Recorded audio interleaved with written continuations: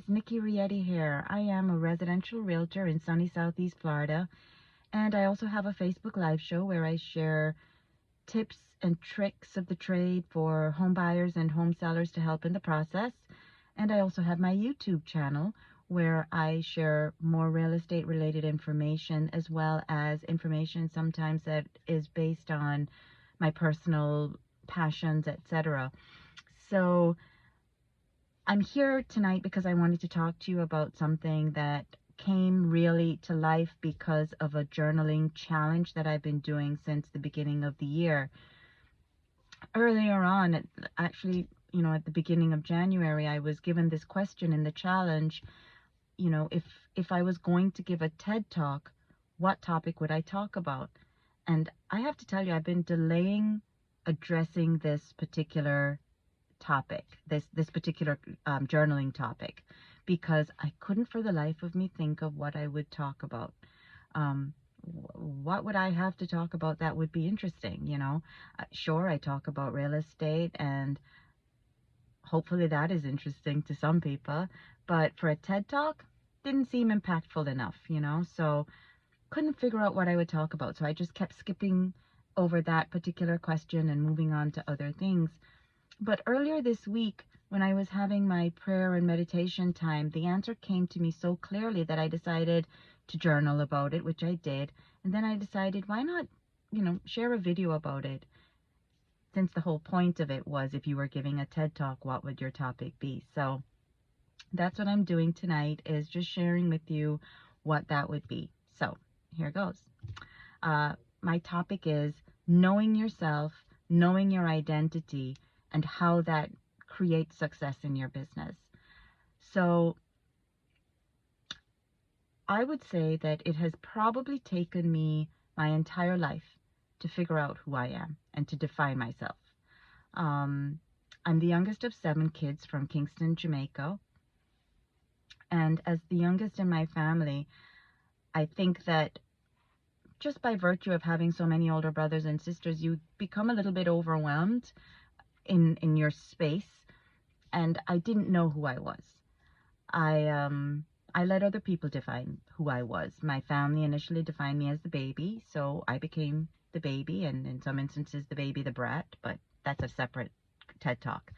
And as I went to school, I let my teachers define who I was, whatever they said, who they said I was, that's how I acted out. I did the same thing with my classmates. Whatever they thought, who they thought I was, that's who I tried to be. And later on in life, when I got married, I allowed my husband to try to define who I was and who I should be. Let me just say that my husband has the best of intentions, literally. But I tried to live for 25, 26 years up to who he said I should be. What that meant for me was that I spent 25 to 26 years feeling like I fell short of who I should be, because I was trying to live up to someone else's expectation instead of defining myself. It's only in the last few years that I really came to realize that my husband's definition of who I should be probably is better suited to who he should be and less to who I should be, because I am the one that needs to define who I am. And as I started to really spend some time trying to figure out what that meant and who I was, I started to become more clear on who I was as a person, on what matters to me, on my values, my principles, and my strengths, my weaknesses. And I came to really figure out what I needed to work on, what I wanted to work on based on who I wanted to be, and also the things that I wanted to do more of because I love them about myself. And as I started to unpack that and work on things, I realized that I really had a lot about myself to love, and I started to really love myself.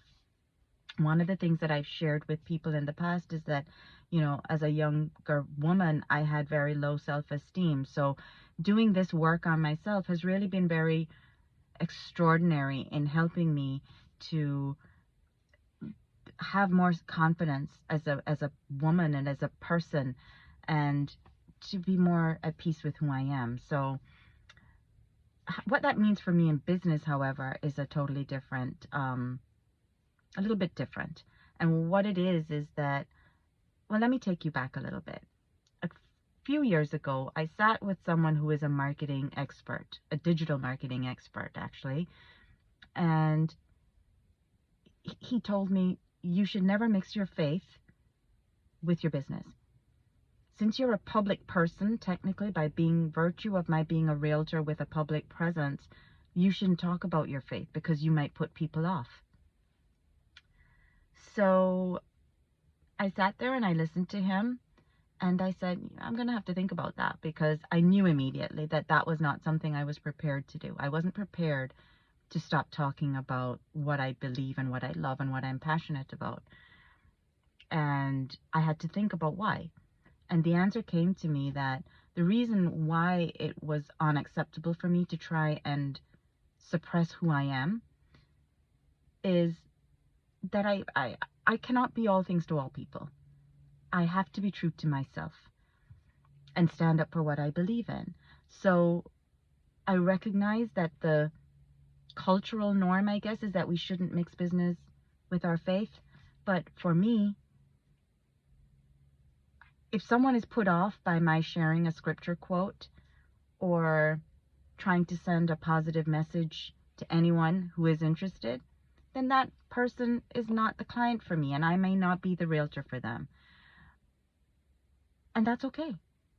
There's a realtor out there who is probably better suited to work with them. And there's a client out there that's better suited to work with me. I realize that if you're true to yourself, you cannot be all things to all people, and that is okay. You need to be true to you. And as I started to unpack that in my life, I also had to deal with people who felt that I shouldn't share so much about my fitness journey. I'm actually sitting in the car tonight. I just got home from the gym, and I've had a lot of people who, share with me that they think I post too many workout videos or too much about my health and fitness journey. I'm coming from a background of being probably one of the laziest people I've ever met. I skipped physical education in high school because I was too lazy and I didn't like to get hot and sweaty. I was chunky until my early 20s when I started to take my health and fitness seriously. And it's a big deal to me, actually. It's a big accomplishment in my life. So I share about it. So I had to think about that. How does it make people feel? Does it make people feel really that by my posting workout videos, I'm more focused on my fitness than I am on my career? And I guess there are some people that may think that. I don't know why. I'm not a personal trainer and I don't profess to be. Fitness is obviously a hobby. But I guess that some people may have that perception because that's what I share about more. Maybe. I don't know. But I also had to think about, for every person that's ever said that to me, I've had so many people that have come to me and said, your story about how you overcame your struggle with being unhealthy, having unhealthy eating habits and an unhealthy lifestyle, because I smoked and I drank and I did a lot of things that weren't healthy. So my story about how I overcame those things and developed a fit lifestyle inspires them, and it motivates them to try and do the same in their own lives. I've posted workout videos and had people come to me and say, that workout that you did looks like something I could do. Thank you for sharing that. So I had to think about what do I want to do? Do I want to be the person that people think about to do with real estate, and every single post that I make on social media is a home for sale or a home for, a buyer that I'm working with or something to do with real estate? Or do I want people to see that I am a multifaceted person and that there's something that I have to offer and I can help and motivate and encourage, or that there are people out there that actually come and tell me that they're motivated and encouraged by something I've shared? Well, to me, the choice was kind of clear. When I was younger, I did not know who I was because I didn't know that I was called. I didn't know that God had a purpose for me. I had no idea that was that big a deal to the creator of the universe. But as I got older and I started to go through my progress of working on myself, I started to realize that the purpose that God created me for was to share about that, because if something about my growth and transformation that He is working in me as I am doing the work in myself can help motivate someone else, that's what I'm here for, to help and encourage and motivate other people. That is absolutely my purpose. I came to realize that within the last few years, and I embrace it. So I started to realize that my personal platform in life is three-pronged: faith, fitness, and real estate. And I'm proud of it because it's who I am. I am a God follower. I am a daughter of the King. I am a proud, chosen, gifted, grace-filled daughter of the Creator of the universe. He single-mindedly chose to create me for a purpose. He has chased after me when I've gotten lost. He has loved me through my best times and my worst times. He has picked me up at times when I've needed it and placed me in places where I can be surrounded by people who can give me the love, strength, and comfort I need. He's been overwhelmingly amazing in my life. And I am proud to share about that because it's who I am. I am proud of my fitness journey, the discipline that I have been able to learn in order to transform my health and fitness is the same discipline that I use to try and help me to learn and grow and be a better realtor. It helps me in every area of my life. So it's who I am, and I'm proud of it. I'm not ashamed of it, and I make no apologies for it. And as far as real estate goes, oh my goodness, it's my passion. When I have my clients, as I have one right now, who her father bought a home with me, she bought a home with me, now she's come back and is selling her home to buy a larger home with me. My very first client in real estate is still my client.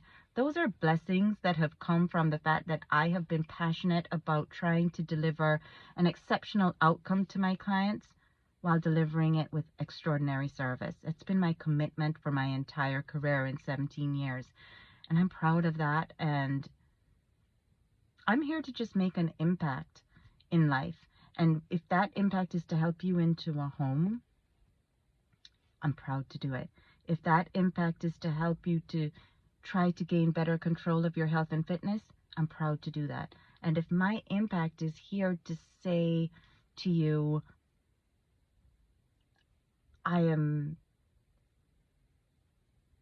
even know how to put it. I am so blessed and grateful and aware that I am a chosen daughter of the King, and He fills my life with such mercy and love and hope and opportunity and blessings and grace. And so if by sharing about that or just living that, which is my goal to try and live it, I don't succeed on any day. I don't win on any day to truly live it, but every day I try. And if something about the way that I try inspires someone to say, I don't know what that girl has, but I want some of it. She says it's Jesus. Let me find out who He is. If I do anything in life for one person to make them make that decision, I'll have won my life. That's the truth. That's how I feel. So how does that impact my business? My brand identity is my team name, the Rieti Group, and our slogan is, in our business, it's always personal. So what that means for me is I don't separate my business and my personal platforms, my business and my personal life. Everything about my personal platform is what defines who I am in business. My faith means that I have to take very seriously living the Word. And the Word says that I must work hard for the Lord must work hard at whatever I do as though I'm working directly for the Lord. So that is the reason I make the commitment to deliver that exceptional outcome for my clients. My fitness says be disciplined in everything that you do. And that's why I try to translate the discipline that I use every day that makes me get up and go to the gym and choose to eat a healthier choice. That discipline I try to take to my business and say, well, if I can do it with fitness, I can do it with my career. I can do it for my clients. Again, I don't succeed in every way, but I make it a point to try every day. And my business, I try every day, every single day, to make my clients have the best possible real estate experience that they can have, to try and take their stress so that they can enjoy the experience of purchasing or selling their home. So how does that make me successful? Well, my success is that I know who I am. My success is that I am able to stand up for who I am, and I'm able to convey to my clients the confidence in who I am. My success is the fact that they trust me because I know who I am and I know what my goal is, and I know how to deliver it. My success is the impact that I make on people who feel that I have helped them in some small way in their journey. My success is knowing that every single day, although I fail, I've given it my best. My success is in knowing that I am like the ant and I'm going to keep coming and I'm going to keep trying, and that I won't quit, because the time is now to plant the seed and gather and be ready to harvest what I'm sowing. I hope I got that right. I'm not a farmer, okay? So I'm trying to learn that scripture a little bit better, but hopefully you get the point. So I guess the point of this talk is, don't let other people define who you are. You define who you are. Figure out who that is and let that be the basis on which you operate your business. Make your principles and your passions be the foundation of how you do your business, and you will be successful, because that alone means that you're a winner.